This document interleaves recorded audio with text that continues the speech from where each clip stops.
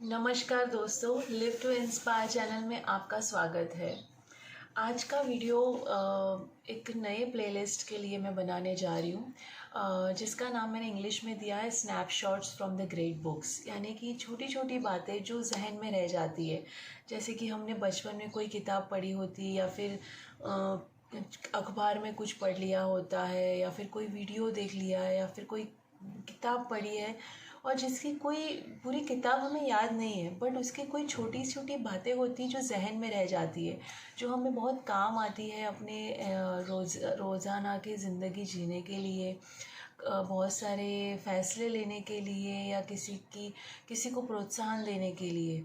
तो ऐसी ही छोटी छोटी बातें हैं जो बहुत अच्छी किताबों से मेरे सामने आई और ये हमेशा मेरे जहन में घूमती रहती है एक एक करके। तो मुझे लगा कि ये सच में बहुत महत्वपूर्ण है। अगर ये मैंने जाना है तो ये मुझे लोगों तक भी पहुंचाना है। तो यही इच्छा से मैं ये वीडियो बनाने जा रही हूँ। ये बहुत ही फेमस बुक है, द परफेक्ट वर्ल्ड। ये बुक बहुत अच्छी है, बट बहुत बार होता है कि हर कोई बुक्स नहीं पढ़ सकते, इतनी मोटी बुक सब लोग नहीं पढ़ सकते या हर किसी की रुचि नहीं होता है किताब पढ़ना। तो मुझे लगा कि ये पूरी किताब तो मैं नहीं पढ़ सकती, पर इसकी छोटी छोटी बातें जिन्होंने मेरे दिलो दिमाग पे कुछ तो असर डाला, अच्छा असर, तो मुझे ये लोगों के साथ शेयर करना चाहिए। तो इसी इच्छा से मैं ये बनाने जा रही हूँ। आज का जो मैंने पन्ना सिलेक्ट किया है, ये बहुत अच्छे पन्नों में से है। ये चीज़ जो मैं आपसे शेयर करने वाली हूँ, यहाँ पे कहानी हो सकती है या कोई सिचुएशन हो सकती है, कोई हादसा हो सकता है या फिर कोई ऐसे ही छोटा सा एक पैराग्राफ हो सकता है। और कैरेक्टर्स के नाम होंगे जो आप इग्नोर कर सकते हो, उसे ध्यान देने की ज़रूरत नहीं है, बिकॉज कैरेक्टर समझने के लिए आपको पूरी किताब पढ़नी पड़ेगी। तो आप ज़रूर, अगर आपको मौका मिले, आप इंटरेस्टेड हो, तो ये बुक ज़रूर पढ़ना, बहुत अच्छी बुक है। तो यहाँ आज का जो टॉपिक है वो है क्रिएशन। क्रिएशन यानी निर्माण करना, किसी चीज़ की निर्मित करना, राइट। बहुत बार ऐसे होता है कि हम रोज़ एक ही जीवन जी के थक जाते हैं कि रोज़ उठना है, या तो ऑफिस जाना है या तो घर के काम करने, और यही सब करने में दिन ख़त्म, फिर से कल से वही शुरू, फिर तीसरे दिन यही शुरू।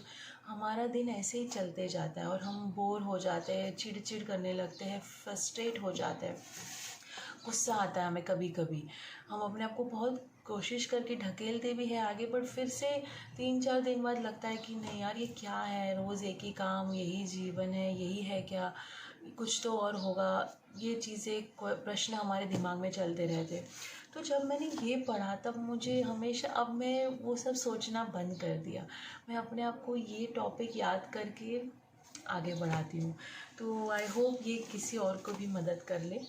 मैं पहले इंग्लिश में पढ़ूँगी और फिर उसे ट्रांसलेट कर दूँगी हिंदी में, ताकि हिंदी स्पीकर्स के लिए आसानी हो जाए। मैंने ऑलरेडी इंग्लिश में ये वीडियो बनाया हुआ है, उसका लिंक डिस्क्रिप्शन में होगा। The spiritual state is the state of pure creation.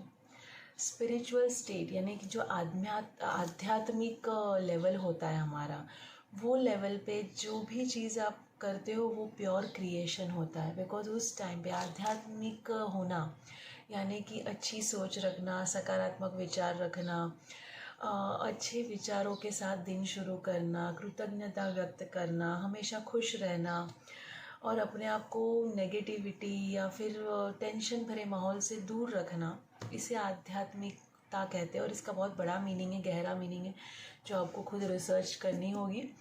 तो यहाँ एक लाइन है कि आध्यात्मिक स्टेट में हम जो भी करते हैं, आध्यात्मिकता में हम जो भी करते हैं, वो प्योर क्रिएशन होता है, वो एक निर्मित होती है कोई अच्छी चीज़ की। बिकॉज उस लेवल पे ना हम गुस्सा है, ना हम किसी से खफा है, और हम बड़े प्यार से हमारे दिलो दिमाग से उस चीज़ को बना रहे हैं, राइट।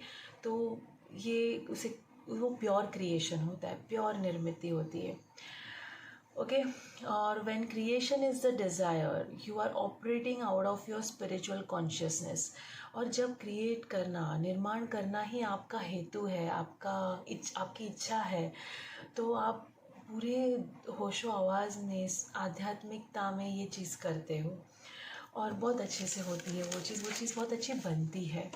ओके। आगे, the universe has only one purpose, and so do all beings residing within. Universe यानी ब्रह्मांड।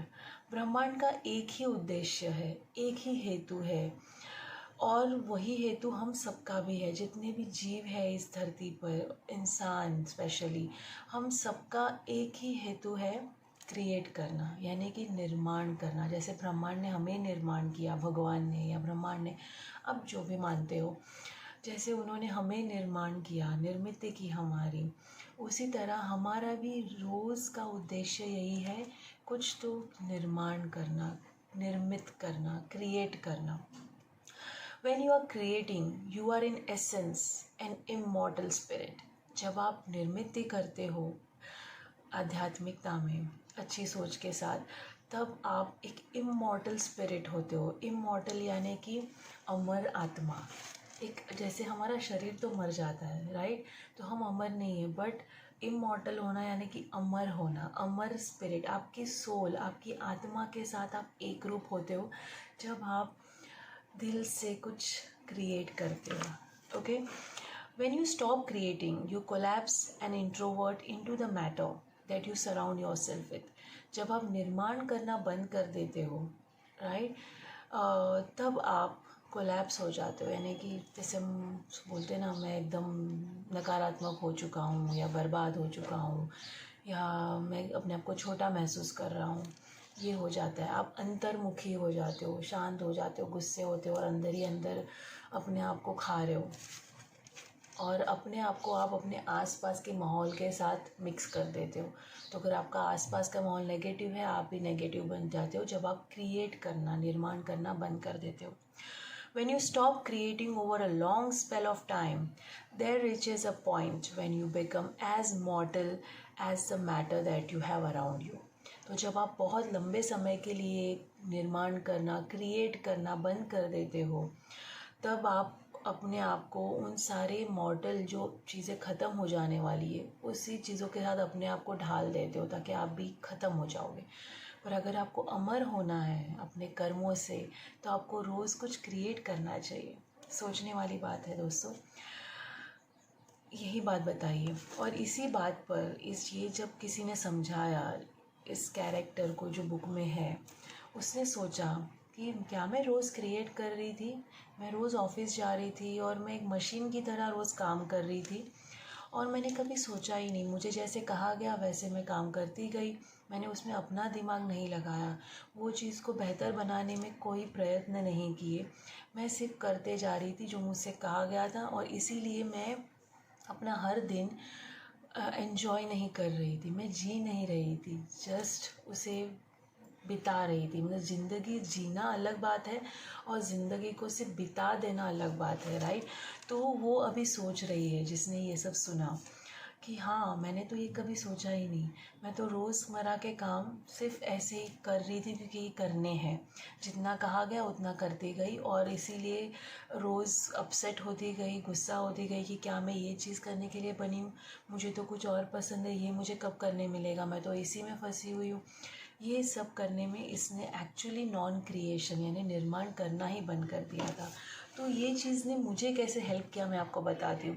जैसे मैं एक गृहिणी हूँ, मैं घर से काम करती हूँ, छोटे मोटे जो भी वर्कशॉप्स है, ट्रेनिंग्स है, डिज़ाइन करती हूँ, बट ज़्यादातर मेरा काम घर पर हूँ, तो मैं किचन संभालना, बच्चे संभालना, किताबें, घर, ये सब करना है, पढ़ाई लेना।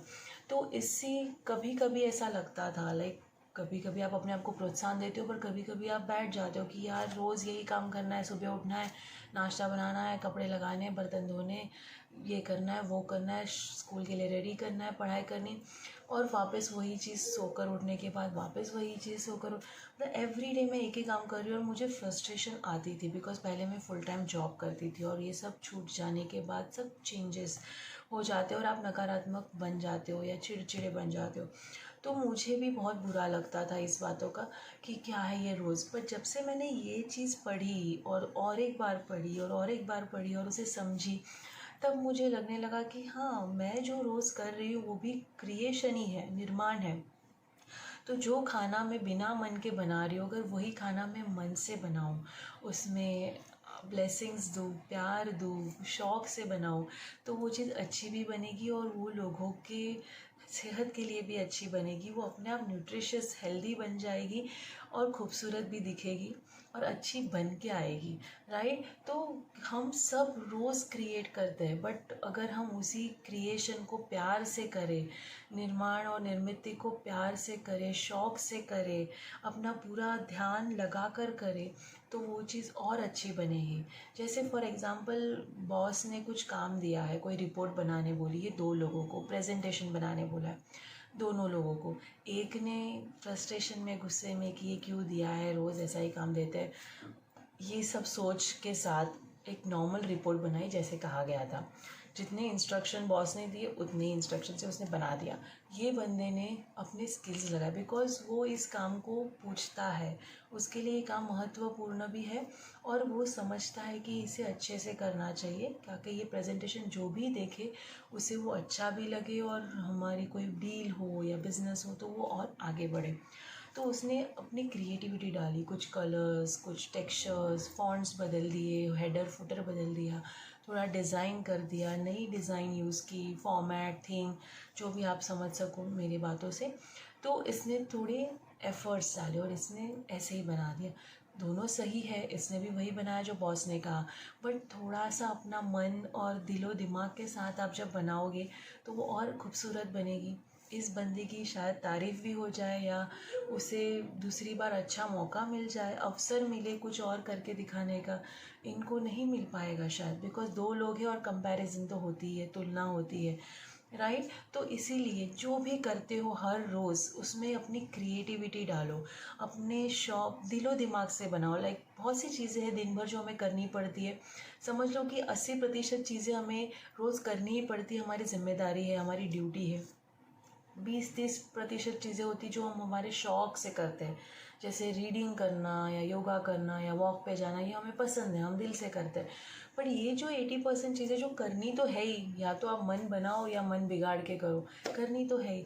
तो वो चीज़ों को भी फेस पे स्माइल ला के खुशी से करोगे तो वो और अच्छी बनेगी। या ऑफिस हो या घर हो, ये हर किसी के लिए है कि दिल से करो, थोड़ा ध्यान देके। जब आप खाना बना रहे हो सिर्फ खाने के बारे में सोचो, जब आप किताब पढ़ रहे हो सिर्फ उस किताब में रहो, जब आप किसी को पढ़ा रहे हो सिर्फ उसी मोमेंट में रहिए, तब कुछ और टेंशन के बारे में ना सोचें। एंड ये हेल्प करेगा, ये आपको प्रेजेंट में जीने के लिए हेल्प करेगा। ओके, सो आई होप मैं एक्सप्लेन कर पाई। मेरी हिंदी भी इतनी प्योर नहीं है, मैंने कोशिश पूरी की है कि मैं एक्सप्लेन कर सकूँ ये सब बातें जो मुझे अच्छी लगी और मेरे जहन में उतरी, और मुझे बहुत जगह पर इसका फ़ायदा हुआ। So thank you so much. दूसरे टॉपिक के साथ, दूसरे किसी अच्छे से पन्ने के साथ मैं आपको मिलूँगी। Thank you so much. Goodbye from Rupal live to inspire. ये वीडियो अच्छा लगे तो कमेंट ज़रूर करना। Good bye.